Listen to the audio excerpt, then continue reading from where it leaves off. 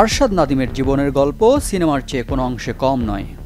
সেই গল্পে প্যারিস অলিম্পিকের স্বর্ণটাই যেন আলাদিনের চেরাগ। চলতি মাসের শুরুতে নাদিমের সম্পদের পরিমাণ ছিল লাখের ঘরে, মাত্র এক সপ্তাহের ব্যবধানে জাগিয়ে ঠেকেছে 50 কোটি রুপিতে, যার সাথে যুক্ত হয়েছে বিলাসবহুল গাড়ি, আধুনিক অ্যাপার্টমেন্ট। 27 বছর বয়সী পাঞ্জাবি এই অ্যাথলেটের জীবনের শুরুটা বাঁশের তৈরি বর্শা দিয়ে। বর্ষা নিক্ষেপক হবার আগে হতে চেয়েছিলেন ক্রিকেটার। 40 বছর পর দেশকে অলিম্পিক সোনা এনে দেবেন বলেই হয়তো ক্রিকেটার হতে পারেননি।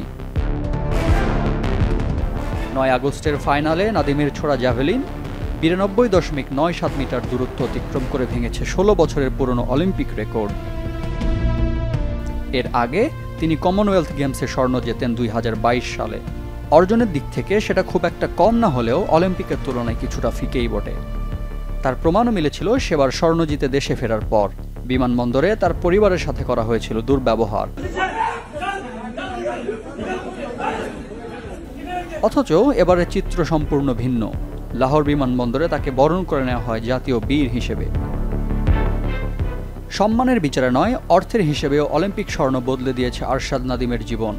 সবার আগে অর্থ পুরস্কারের ঘোষণা দেন প্রধানমন্ত্রী নওয়াজ শরীফ, টাকার অঙ্কে যা 15 কোটি পাকিস্তানি রুপি। তবে সবচেয়ে আকর্ষণীয় পুরস্কার দেন পাঞ্জাবের গভর্নর মরিয়ম নওয়াজের পক্ষ থেকে দেওয়া নগদ 10 কোটি রুপি, এছাড়া স্পেশাল 92.97 নাম্বার প্লেটের হোন্ডা সিভিক গাড়ি। এর বাইরেও টয়োটা পাকিস্তান ও জেডিসি ফাউন্ডেশনের পক্ষ থেকে আরও 2টি গাড়ি উপহার হিসেবে পান। সব মিলে এখন পর্যন্ত 4টি গাড়ি উপহার পাওয়ার খবর নিশ্চিত করা গেছে। তবে সামাজিক যোগাযোগ মাধ্যমে কেউ কেউ বলেছেন 8টি গাড়ি পেয়েছেন তিনি। এআরওয়াই লাগোনার পক্ষ থেকেও দেওয়া হয়েছে একটি অত্যাধুনিক অ্যাপার্টমেন্ট। সরকারের পক্ষ থেকে সর্বোচ্চ বেসামরিক পদকের ঘোষণা এসেছে। করাচির মেয়র দিয়েছে নাদিমের স্বপ্ন পূরণের প্রতিশ্রুতি।